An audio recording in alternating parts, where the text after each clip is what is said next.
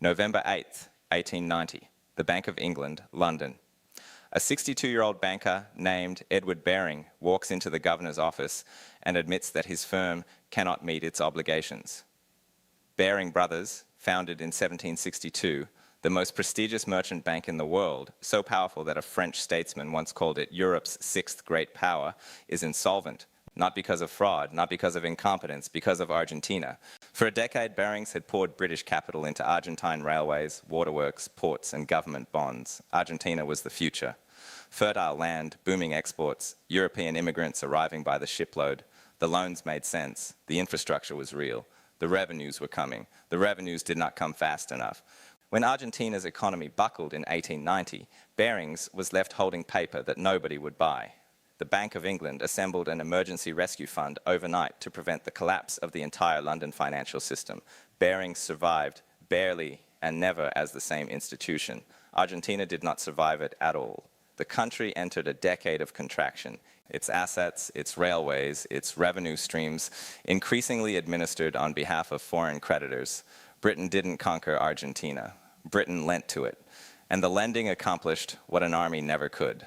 I've spent months studying this crisis, and what I found reorganized how I understand the modern world, because China has now lent approximately $1 trillion to more than 140 countries through the Belt and Road Initiative, and a growing number of those debtors, Sri Lanka, Zambia, Pakistan, Ethiopia, are in default or restructuring right now. But here is the part almost nobody is discussing. In 1890, it wasn't only Argentina that got trapped. It was Barings, too. The creditor discovered that lending on that scale creates a cage with two doors, and both of them lock. Stay with me. Here is what most people get wrong about debt trap diplomacy. The popular story is simple. A powerful nation lends money to a weaker one. The weaker one cannot repay. The powerful one seizes the port, the mine, the railway. Colonialism with paperwork instead of gunboats. That version contains real truth, but it describes only one half of the mechanism, and the half it leaves out is the half that determines what happens next. Because a creditor who has lent too much to too many borrowers is not powerful. A creditor in that position is exposed. And the moment the borrowers stop paying, the creditor discovers that its own balance sheet, its banks, its currency, its domestic stability was quietly built on top of those repayments. That is what happened to Britain in 1890, and it is the specific mechanism now running inside China. Let me show you how it worked. Between 1880 and 1890, British investors sent enormous sums to Argentina. By the end of the decade, roughly 40 to 50% of all British overseas investment outside the empire was concentrated in Argentina alone, not spread across many countries, concentrated. The investment was not irrational. Argentina had genuine potential. Its pampas produced wheat and beef for a hungry Europe. Its population was growing rapidly through immigration. Its government was building railways, ports, and municipal infrastructure that would eventually generate real revenue. But eventually is a dangerous word in finance. Here is the critical part.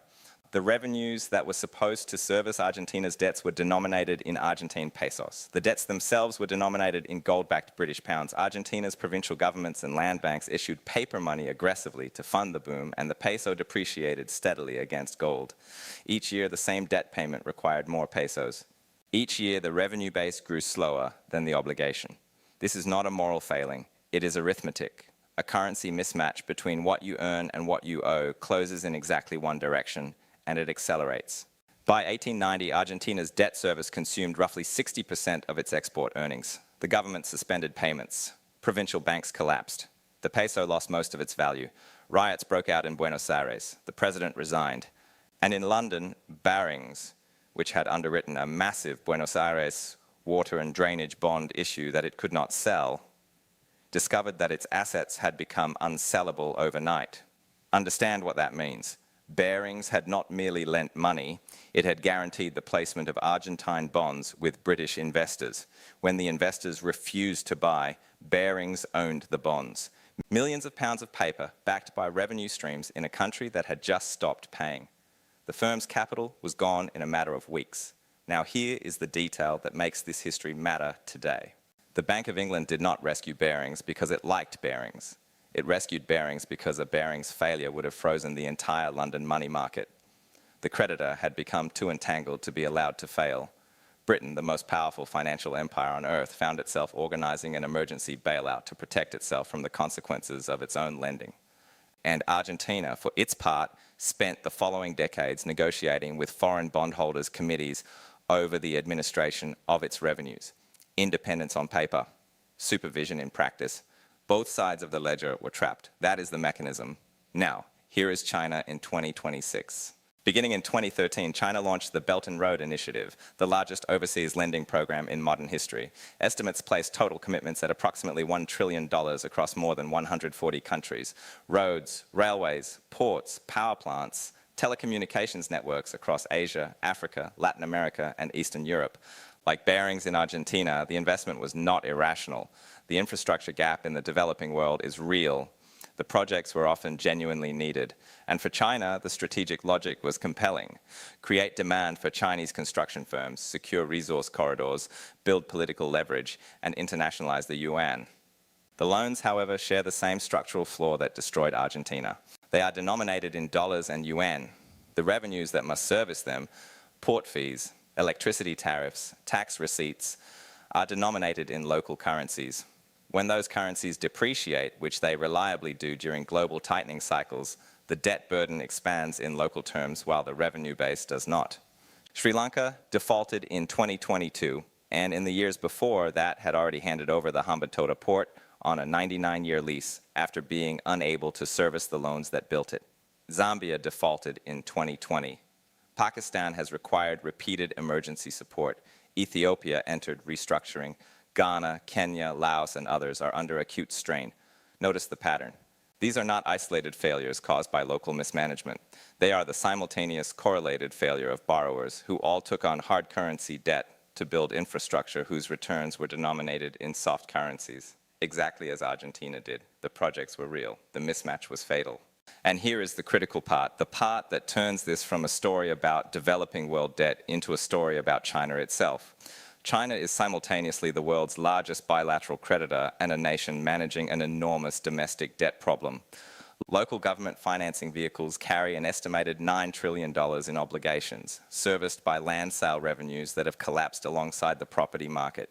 The property sector, which represented roughly a quarter of Chinese GDP at its peak, has been contracting since 2021.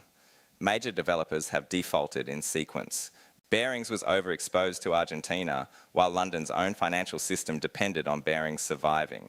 China is overexposed to the developing world, while its own domestic financial system is under simultaneous stress from a property collapse and a local government debt overhang. The Bank of England had the capacity to rescue Barings in 1890 because the rest of the British financial system was healthy. That is the condition that made the rescue possible.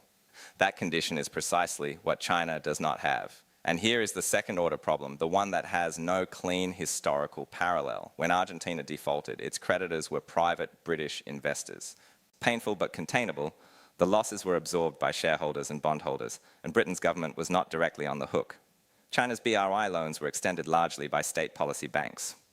The China Development Bank, the Export-Import Bank of China, these are instruments of the state. When a BRI debtor defaults, the loss does not land on private investors. It lands on the balance sheet of an institution the Chinese government cannot allow to fail, which means every default abroad becomes a fiscal liability at home. At exactly the moment when domestic fiscal capacity is already strained by $9 trillion in local government debt, and a property sector that is no longer generating the land revenues that were supposed to service it. Now watch what China does next. Because Barings' successors face the same choice. You can forgive the debt, which crystallizes the loss immediately and invites every other debtor to demand the same treatment. You can restructure and extend, which conceals the loss for a few more years while the underlying position deteriorates further. Or you can seize the collateral, the port, the mine, the airport, which generates international outrage, permanently damages your standing with future borrowers, and delivers assets that are frequently worth far less than the loans they secured. There is no good door. Britain discovered this in 1890. China is discovering it now. The deepest lesson of the Barings crisis is not that Argentina was reckless, though it was. It is that Britain believed it was accumulating power when it was actually accumulating exposure. Every loan looked like leverage. In aggregate, they were a liability. And when the reckoning arrived, the world's most powerful financial center had to be rescued from the consequences of its own strategy. Britain remained a great power after 1890, but something had shifted. The confidence that British capital could safely conquer the world through lending never fully returned. Within a generation, London's financial supremacy was being contested. Within 2, it was gone. China is not Britain. The scale is larger, the instruments are different, the state's capacity to absorb losses is greater. These differences are real, but the mechanism does not care about the differences. The mechanism cares about a currency mismatch, a concentrated creditor position, a revenue base that grows slower than the obligation, and a domestic financial system that cannot absorb the losses when the arithmetic finally closes. Barings had all 4, China has all 4, and here is the final asymmetry that should keep you up at night. Argentina in 1890 was one country, significant but singular. If it defaulted, Britain's exposure was concentrated but bounded. China's exposure is spread across more than 140 countries, which sounds like diversification and would be if those countries failed independently. They do not. They fail together in response to the same global interest rate cycles, the same commodity price swings, the same dollar strength. Correlated exposure across 140 borrowers is not diversification. It is the same bet placed 140 times. The Bank of England had 6 hours to organize the rescue in November 1890. They knew exactly what was coming. Knowing did not prevent it. Subscribe if you want to keep following this, because I'm tracking the exact financial mechanisms connecting what happened to Barings in 1890 to what is happening to China's Belt and Road portfolio right now. And I want your argument in the comments. Barings believed its Argentine loans were leverage. They turned out to be exposure. Is China's $1 trillion BRI portfolio leverage or exposure? And who plays the role of the Bank of England when the rescue is needed? Drop your answer below. The clearest argument gets pinned.